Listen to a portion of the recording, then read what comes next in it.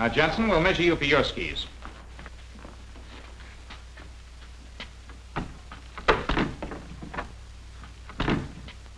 Now, this is one method of determining the correct length of the ski.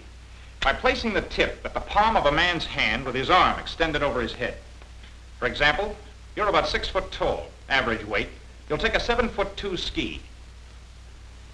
Now, you'll notice that the ski is widest across the tip. It's narrowest at the middle. It widens somewhat toward the end. This shape of ski has proven to be the most satisfactory. There you are. All right, Parker.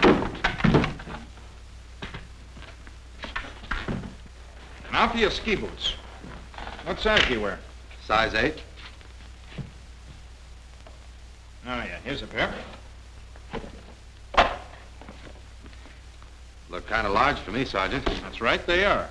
They're always issued larger than a regular GI shoe because when you're skiing, you'll be wearing 2 pairs of woolen socks. Oh, I see.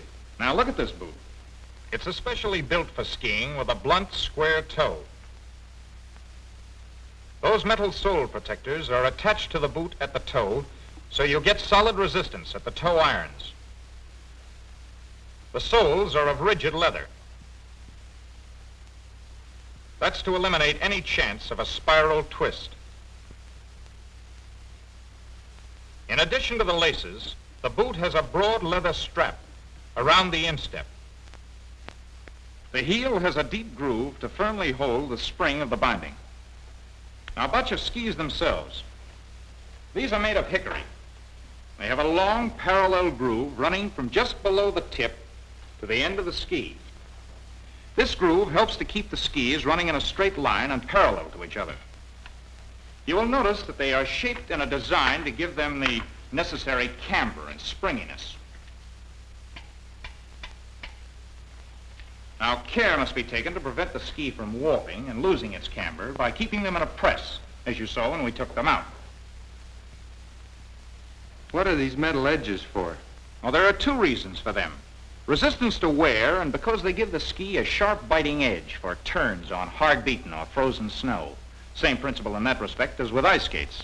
But one thing to remember is to make sure that these screws, securing the edges to the skis, are kept tight, and the heads polished smooth with a flat file.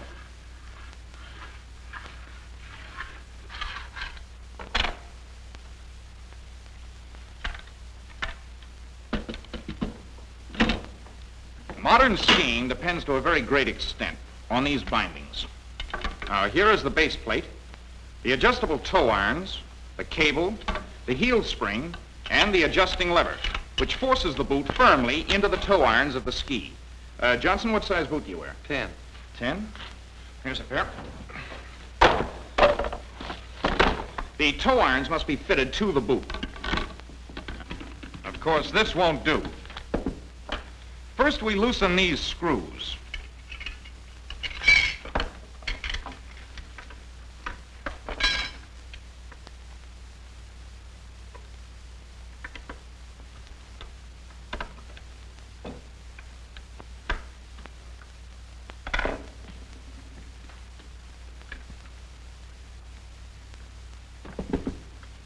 By interlocking these teeth, a perfect fit will be obtained.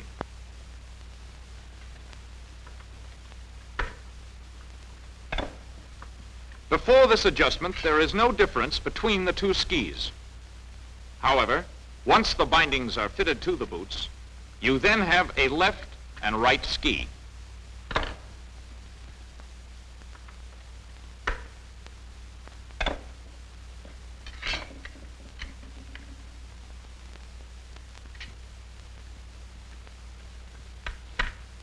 Now the toe irons are properly adjusted. The boot is given a snug fit in line with the ski.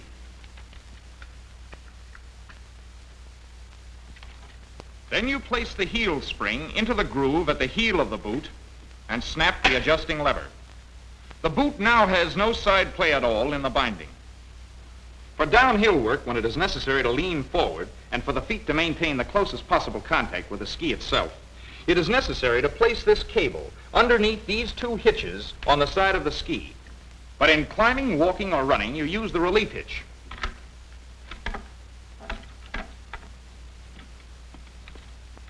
This gives the foot ample freedom to work the ski and lengthen the stride.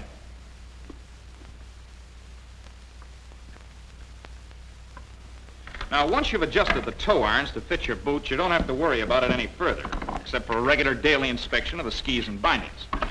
You'll find out more about that when you start skiing, climbing, and making long downhill runs. You mean like the men were doing this afternoon when we came in? We were watching them, and it looked great. That's what I mean. You mean we can do that tomorrow? I mean, tomorrow you can learn to walk. Maybe. Hey, Murphy, you know better than to do that. You're putting them too near the fire. When your boots are wet, you never want to get them too near the heat. Because if they dry out too fast, it takes the life out of the leather. And it'll give you a hard boot that'll crack rather than give softly.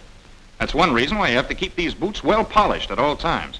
Not just for appearances, but to keep the leather alive and supple. Sergeant, what are these for? Oh, I'm glad you asked that, Johnson. When you're planning a long climb, you take these skins and slip them on like this.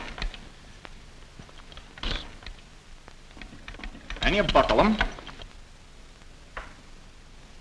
making sure that the nap runs away from the tip of the ski.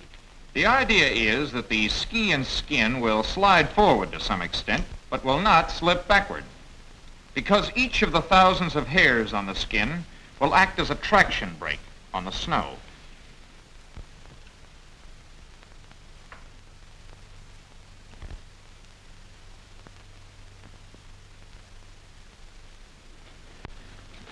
Oh, here's something you men ought to watch.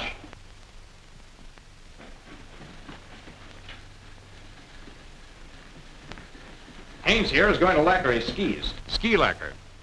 Liquid ski wax. Scrape and clean the running surface of the skis thoroughly. Apply a thin coat of ski lacquer with a brush.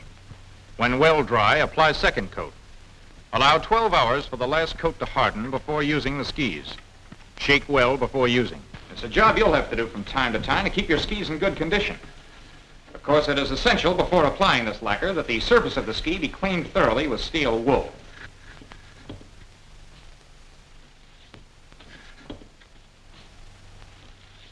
The application of this lacquer on the running surface of the ski provides the best possible base for any of the various waxes, as well as sealing and protecting the wood itself.